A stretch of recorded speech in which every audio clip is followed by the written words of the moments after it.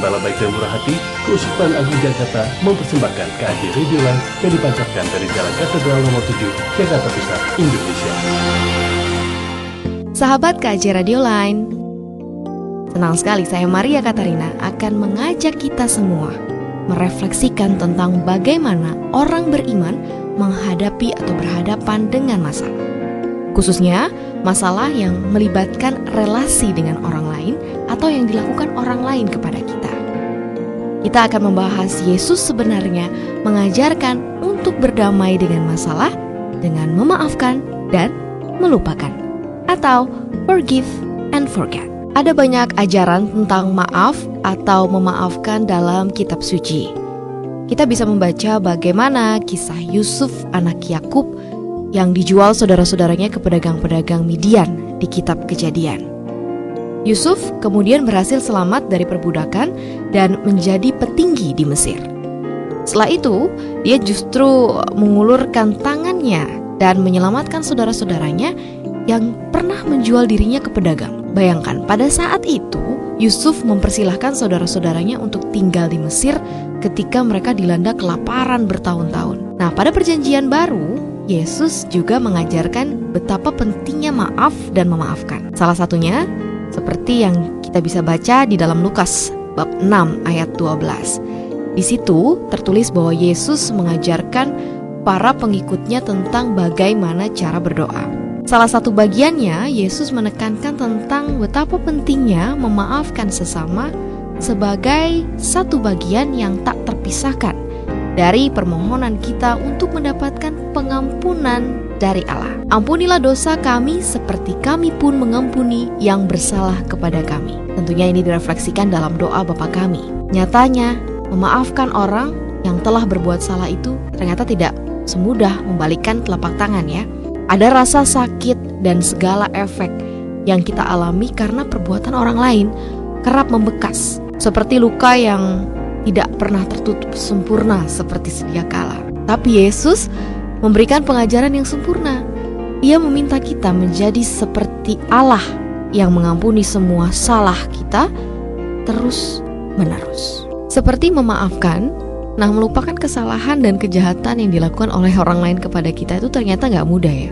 Karena setiap orang ini memiliki dan menyimpan seluruh memori tentang suatu peristiwa, perasaan dan juga segala dinamika yang terjadi dalam hidupnya. Beberapa memori yang sangat dominan tersimpan dan disebut menjadi long term memory. Sementara sisanya tersimpan sehingga seolah-olah hilang dan sering kita kenal dengan short term memory. Nah, memori-memori yang dominan ini dalam pikiran manusia adalah pengalaman-pengalaman sedih. Ini menjadi alasan orang menjadi sangat sulit melupakan peristiwa dan segala yang terjadi pada pengalaman tersebut.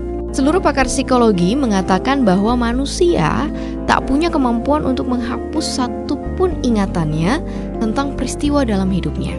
Nah, bapak psikologi Sigmund Freud bahkan menilai upaya melupakan sebuah kenangan adalah tindakan represi yang berujung pada pengendapan seluruh pengalaman yang ditolak tersebut ke dalam alam bawah sadar. Nah, ini artinya apa? Ini artinya adalah arti kata forget dari forgive and forget bukan upaya menghapus atau merepress sebuah pengalaman, tetapi melupakan peristiwa atau pengalaman tersebut sebagai sesuatu yang menyedihkan dan menjadi beban untuk masa depan. Melupakan di sini berarti ikhlas terhadap segala hal yang telah terjadi dan tidak membiarkan diri terlarut dalam penyesalan apalagi dendam. Saya mengangkat tema dengan menyandingkan dua kata kerja, yaitu memaafkan dan melupakan. Kenapa tidak memaafkan saja seperti banyak pengajaran-pengajaran di gereja? Atau bahkan ya sudah, lupakan saja sehingga tidak perlu lagi ribet. Tapi sahabat KJ Radio Line, memaafkan dan melupakan harus menjadi satu paket dalam bersikap terhadap masalah atau pengalaman tak baik dengan orang lain di masa lalu. Memaafkan tanpa melupakan itu rasanya tetap meninggalkan beban. Kita mungkin bisa saja dan mudah memaafkan orang lain, tapi itu adalah proses berdamai dengan orang lain yang pernah melakukan kesalahan terhadap kita. Sedangkan tanpa melupakan atau mengikhlaskan, nah kita ini belum berdamai dengan diri sendiri, terhadap peristiwa atau pengalaman masa lalu. Meski relasi sudah baik dengan orang yang bersalah tersebut, tetapi kita harus terus menyimpan sedih, kecewa, kesel, mangkel, hal tersebut yang kemudian mengakar pada diri kita. Demikian pula dengan melupakan tanpa memaafkan. Keputusan ini hanyalah menyimpan dendam yang tidak akan terdamaikan. Bahkan bukan tidak mungkin bahwa orang tersebut akan melakukan pembalasan.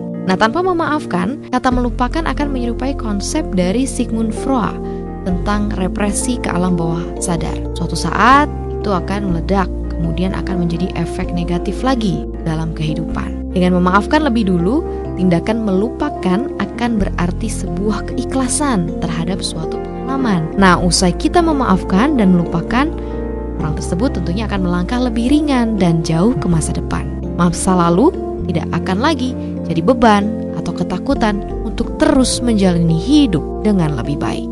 Sekarang saya akan ajak Anda melihat contoh real memaafkan dan juga melupakan. Saya akan ajak Anda berjalan di tahun 1981, tepatnya tanggal 13 Mei. Nah, pada saat itu, Paus Yohanes Paulus II harus dilarikan ke rumah sakit akibat 3 luka tembak yang dialaminya di halaman Basilika Santo Petrus, Vatikan, Roma, Italia. Pada saat itu, pemberitaan terkait mengenai penembakan Paus menjadi headline di berbagai media cetak dan juga televisi. Pelakunya adalah Mehmet Ali Akça, pemuda yang pada saat itu berusia 25 tahun kelahiran Turki yang pernah menjalani pelatihan militer dan teror di Suriah. Mehmet dan temannya Oral Helik ini memang berniat menembak Paus dan meledakkan diri di tengah kumpulan umat Katolik, tapi rencana mereka gagal.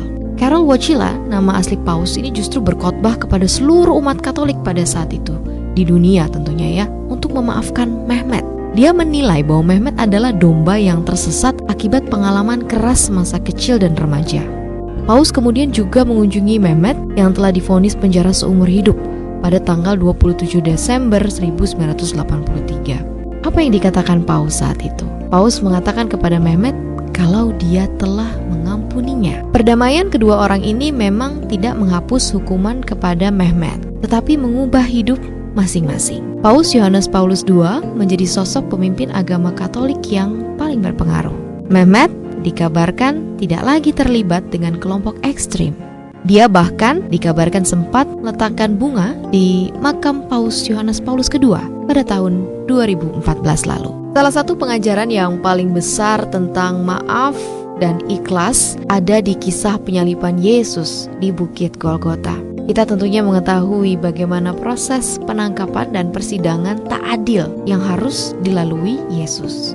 Banyak literasi juga berusaha menjelaskan lebih detail bagaimana penyiksaan yang dilakukan para algojo pada Yesus. Proses memanggul salib pun penuh dengan sikap kejam dan tanpa ampun. Yesus pun sadar betul dirinya tidak bersalah, tetapi tetap menerima penyiksaan dan kekejaman prajurit, algojo, dan masyarakat Yahudi kala itu. Kita bisa buka bersama Lukas bab 23 ayat 24. Di sana tertulis bahwa Yesus mengungkapkan sebuah kalimat yang luar biasa. Ya Bapa, ampunilah mereka karena mereka tidak tahu apa yang mereka perbuat. Yesus tidak hanya memaafkan orang-orang itu, tapi juga mendoakan keselamatan mereka.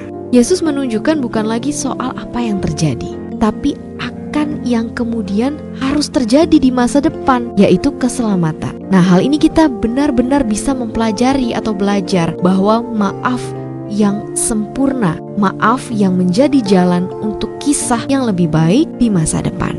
Belajar dari kitab suci dan melihat bagaimana peristiwa nyata mengenai forgive and forget atau memaafkan dan melupakan bukan suatu konsep yang utopis atau berlebihan. Setiap orang justru diajak untuk bisa melakukannya dalam hidup masing-masing. Jelas bahwa sikap ini semata-mata agar orang itu bisa menjalani kisah di masa depan dengan jauh lebih baik, lebih ringan tentunya, karena tidak terbelenggu dan terbeban kisah yang belum selesai di masa lalu. Forgive and forget tidak lagi bicara soal apa yang telah terjadi, tetapi niat positif yang ingin dicapai di masa mendatang. Karena salah satu hal yang pasti dalam hidup ini yaitu tidak ada orang yang bisa mengulang atau mengubah waktu. Past still be past. Nah sekarang justru bagaimana kita merancang masa depan yang lebih baik. Kita merefleksikan tentang bagaimana memaafkan dan melupakan atau forgive and forget. Semoga bisa memberikan inspirasi.